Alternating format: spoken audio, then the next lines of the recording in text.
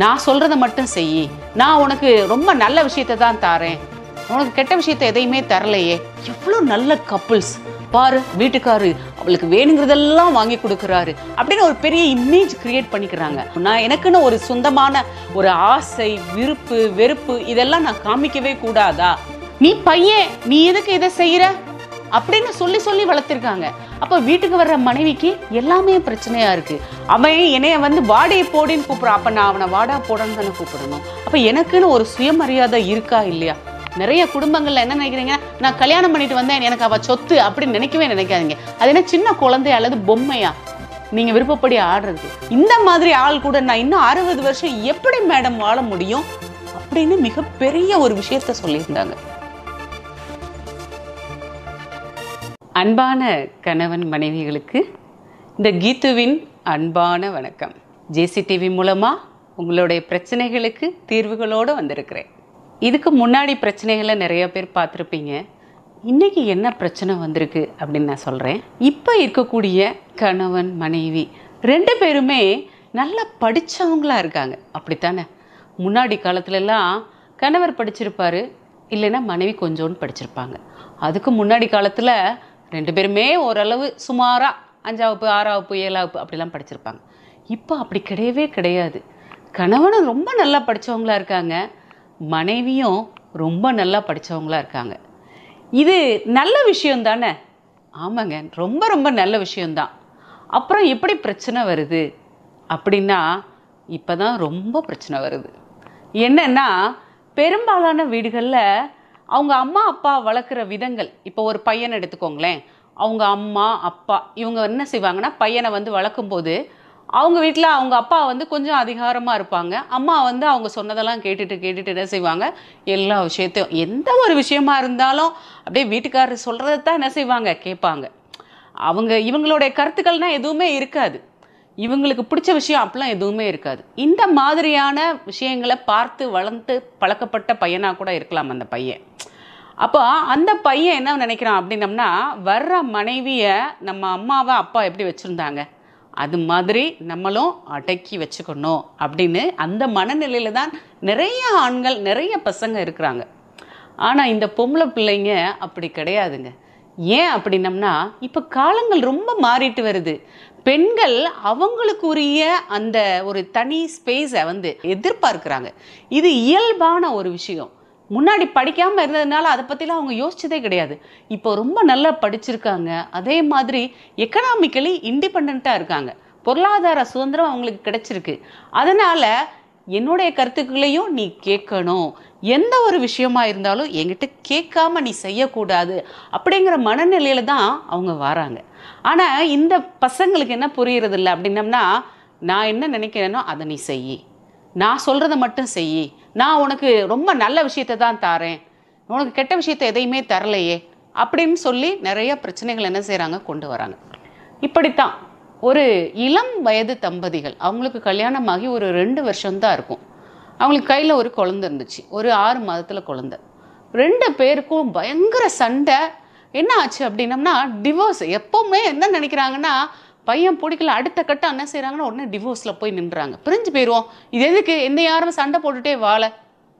அப்போது இது என்ன பிரச்சனை அப்படின்னா, சாப்பாடு எடுத்துக்கோங்க, அந்த சாப்பாடு அந்த பொண்ணுக்கு பிடிச்ச சாப்பாடை அவன் விரும்புறதில்ல, இவனுக்கு என்ன பிடிக்குதோ அதைத்தான் அந்த பிள்ளைக்கு வாங்கி கொடுக்குறான். இது என்னங்க நியாயம்? முன்னாடிலாம் உங்கள் அப்பா வந்து அவருக்கு பிடிச்சதை வாங்கி கொடுத்தா அம்மா சத்தம் போடாமல் சாப்பிடுவாங்க, இப்போ அப்படியா? ஒரு சின்ன எக்ஸாம்பிள் சொல்கிறேன். போன வாரம் நடந்த கேஸு தான். ஒரு பொண்ணு, அவளுக்கு என்ன விஷயம் ரொம்ப பிடிக்கும்னா, அவளுக்கு சாம்பார் சாதம்னா ரொம்ப பிடிக்குமாங்க. இந்த பையனுக்கு பிரியாணி தான் ரொம்ப பிடிக்கும். 2 பேரும் ஹோட்டலுக்கு போயிருக்காங்க. போனோம்னா அவன் என்ன சொல்கிறான், நான் பிரியாணி வாங்கி தருவேன், 2 பேரும் சாப்பிடுவோம். எனக்கு பிரியாணி வேண்டாங்க, எனக்கு பிரியாணி பிடிக்காது, சாம்பார் சாதம் பிடிக்கும். என்ன சாம்பார் சாதத்தில் உனக்கு இருக்குன்னு பிடிச்சிருக்குன்னு சொல்கிற, நான் உனக்கு நல்ல பொருளை வாங்கி தரேன், அதுதான் நீ சாப்பிடணும்னு சொல்லி ஃபோர்ஸ் பண்ண. அப்போ அந்த பிள்ளைக்கு மனநிலையே அந்த இடத்துல சரியில்லை. அப்போ சாப்பிடவே இல்லை, 2 பேரும் ஆர்கியூ பண்ணி வீட்டுக்கு வந்துட்டாங்க. சரி, இது மட்டுமா? இல்லை, அந்த பொண்ணு ஒரு 100 ரூபா பொருள் தான் கேட்குது, 100 ரூபா பொருளை தான் அது கேட்குது, ஆசைப்பட்டு கேட்குது. இவர் வந்து அந்த பொருளை வாங்காமல் 500 ரூபா பொருள் உள்ள ஒன்று வாங்கி கொண்டாந்து கொடுத்துட்டாரு. அது என்ன கேட்குது, எனக்கு 100 ரூபா பொருளே போதும், எதுக்கு நீ 500 ரூபாயை வெட்டியாக செலவு பண்ண அப்படின்னு கேட்டோம்னா, உனக்கு நல்ல விஷயம் செஞ்சால் நீ அதை காதலே வாங்க மாட்டியா? இப்படியே ஆரம்பித்து சின்ன விஷயம் பெரிய விஷயமா மாறி எந்த ஒரு விஷயத்தை எடுத்தாலும் இப்போ பெண்கள் என்ன எதிர்பார்க்குறாங்கன்னா, அவங்க மனசுக்கு பிடிச்ச விஷயத்த கூட என்ன செய்யறதுக்கு விடுறதில்ல. அப்போ கூட என் கூட இருக்கக்கூடிய என்னுடைய கணவரே அப்படி இருந்தா நான் எதுக்காக இருக்கணும்? நான் எனக்குன்னு ஒரு சொந்தமான ஒரு ஆசை, விருப்பு, வெறுப்பு இதெல்லாம் நான் காமிக்கவே கூடாதா? எவ்வளோ பெரிய உண்மையை சொல்லியிருக்காங்க பாருங்க. அவன் என்னைய வாடி போடின்னு கூப்பிட்றான். அப்போ நான் அவனை வாடா போடான்னு தானே கூப்பிடணும். அப்போ எனக்குன்னு ஒரு சுயமரியாதை இருக்கா இல்லையா? உண்மைதானுங்க. எப்படி ஒரு ஆணுக்கு ஒரு சுயமரியாதை உண்டோ அதே மாதிரி ஒரு பெண்ணுக்கும் சுயமரியாதை உண்டு. இதை இந்த ஜெனரேஷன் கண்டிப்பாக புரிஞ்சுக்கணும். அது என்ன ஆச்சு அப்படின்னம்னா, எனக்கு சுயமரியாதை கிடையாது, என்னை ஒரு ஆளாவே மதிக்கிறது இல்லை, என்கிட்ட எந்த ஒரு விஷயத்துக்கும் முடிவு கேட்கறது இல்லை, என்னுடைய பிடிச்ச விஷயத்த கூட அவர் கன்சிடர் பண்ணுறதே இல்லை. இந்த மாதிரி ஆள் கூட நான் இன்னும் 60 வருஷம் எப்படி மேடம் வாழ முடியும் அப்படின்னு மிகப்பெரிய ஒரு விஷயத்த சொல்லியிருந்தாங்க. பார்க்குற உங்களுக்கு வேணா இது சின்ன விஷயமா இருக்கலாம். ஆனால் வெளியில் பார்க்கும்போது ஒரு இமேஜ் கிரியேட் பண்ணிட்டாங்க. எப்படின்னா, எவ்வளோ நல்ல கப்புள்ஸ் பாரு, வீட்டுக்காரு அவளுக்கு வேணுங்கிறதெல்லாம் வாங்கி கொடுக்குறாரு அப்படின்னு ஒரு பெரிய இமேஜ் கிரியேட் பண்ணிக்கிறாங்க. ஆனால் உள்ளே நடக்கிற ஒரு விஷயம் கூட அவங்களுக்கு தெரியாது. நிறைய குடும்பங்களில் இது நடந்துக்கிட்டு தான் இருக்குங்க. இப்போ ரீசண்டாக நிறைய குடும்பங்களில் இது நடக்குது. கணவர் அவர் மண்டைக்குள்ள என்ன தோணுதோ அதைத்தான் செய்யணும், அதுதான் அப்படிதான் இருக்கணும் அவ அப்படிங்கிற மென்டாலிட்டி இந்த இப்போ இருக்கக்கூடிய இந்த ஜெனரேஷனுக்கு ஒத்தே வராதுங்க. நான் அதுக்கு தான் சொல்கிறேன், ஒவ்வொருத்தங்களும் அவங்களுக்குன்னு ஒரு ஸ்பேஸ் வச்சுக்கோங்க. கணவர் அவருடைய ஸ்பேஸில் இருக்கட்டும். எப்போவுமே அதெல்லாம் இருக்க தான் செய்கிறாங்க, அதெல்லாம் நான் குறை சொல்லவே மாட்டேன். எந்த ஒரு இதாக இருந்தாலும் அந்த காலத்துலேருந்து இந்த காலம் வரைக்கும் கணவர் அவருடைய ஸ்பேஸ்லேருந்து வெளியே வரவே மாட்டார். மனைவி தான் அவருக்குன்னு ஒரு ஸ்பேஸும் இருக்கவே இருக்காது.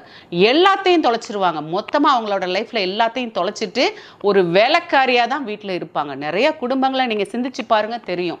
அப்போ இந்த பொண்ணு என்ன கேட்குது? எனக்கு ஒரு ஸ்பேஸு, என்னுடைய விருப்பத்துக்கு மதிப்பு மரியாதை கொடுக்கணும், எனக்கு என்னுடைய சுயமரியாதை எனக்கு முக்கியம், எனக்கு நான் படிச்சிருக்கேன், நான் வேலைக்கு போகணும், இதுக்கெல்லாம் நான் போராட வேண்டியிருக்கு மேடம். இதெல்லாம் ஒரு சாதாரண மனிதனுக்கு, ஒரு தனி மனிதனுக்கு கிடைக்கக்கூடிய ஒரு உரிமை அப்படின்னு 2 பேருமே படித்த தம்பதிகள். இப்போ இதுக்கு எவ்வளோ பெரிய பிரச்சனை பாருங்களேன். அப்போ இங்கே பிரச்சனை யார்கிட்ட இருக்குது அப்படின்னம்னா, நிஜமாவே கணவரோட மனநிலையில் தாங்க இருக்குது. சின்ன வயசுலேருந்து வளர்ந்து பழக்கப்பட்டவங்க, அவங்க அம்மா நீ பையன் நீ எதுக்கு இதை செய்கிற அப்படின்னு சொல்லி வளர்த்துருக்காங்க. அப்போ வீட்டுக்கு வர்ற மனைவிக்கு எல்லாமே பிரச்சனையாக இருக்குது. அதனால தான் ஒரு பெண்களோட மிக மென்மையான உணர்வுகளை கூட புரிந்து கொள்ள முடியாத ஒரு நிலைக்கு தள்ளப்படுறாங்க. இப்போ இந்த இடத்துல அவரோட மனநிலையை மாற்றுறது எளிமையான விஷயம்னு நினைக்கிறீங்களா? ஐயப்பா, ரொம்ப கடினமான விஷயம்தான். அப்போ தனியாக கூப்பிட்டு எத்தனை தடவை கவுன்சிலிங் கொடுத்து ஒவ்வொரு விஷயமா ஆரம்பித்தோம். முதல்ல அவங்களுக்கு மரியாதை கொடுங்க. அந்த மரியாதையை முதல்ல தினம் நீங்கள் உங்கள் மனசுக்குள்ளே சொல்லி, இவளுக்கு நான் மரியாதை கொடுக்கணும், இவள் என்னுடைய மனைவி, என் கூட வாழ்க்கையை ஷேர் பண்ண வந்தவ, நீங்கள் அதை முதல்ல நினைங்க.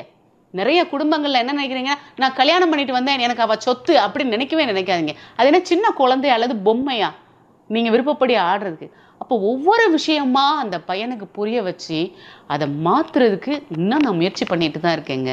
ஆனால் எளிமையான விஷயம்னு நினைக்கிறீங்களா? ரொம்ப கடினமான விஷயம் இது.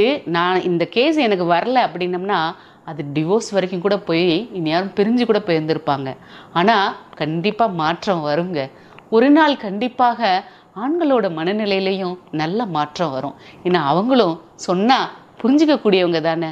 அதுக்கப்புறமேட்டு தான் கொஞ்சம் கொஞ்சமாக புரிய வச்சு முதல்ல மதிப்பு கொடுங்க, மரியாதை கொடுங்க அப்படின்னு கொஞ்சம் கொஞ்சமாக அவர் மனசுக்குள்ளே புகுத்தி கொண்டே இருக்கிறோம். கண்டிப்பாக இன்னும் கொஞ்ச நாளில் அவரும் மாறிடுவாருங்க. நீங்களும் அப்படித்தானேங்க. உங்களுக்குன்னு ஒரு ஸ்பேஸ் உங்கள் மனைவிக்கு கொடுத்துருக்குறீங்களா? கொடுக்காதவங்க கண்டிப்பாக அவங்களுக்கு ஒரு ஸ்பேஸ் கொடுங்க. அவங்களுடைய வெறுப்புகளை தெரிஞ்சுக்கோங்க. அதை நீங்கள் அவங்களுக்கு அதை கொடுத்து சந்தோஷப்படுத்தி பாருங்கள். உங்கள் குடும்பம் சந்தோஷமான குடும்பமாக இருக்கும் அப்படிங்கிறதுல எல்லளவும் சந்தேகமே இல்லை. கண்டிப்பாக இது உங்களுக்கு பயனுள்ளதாக இருக்கும்.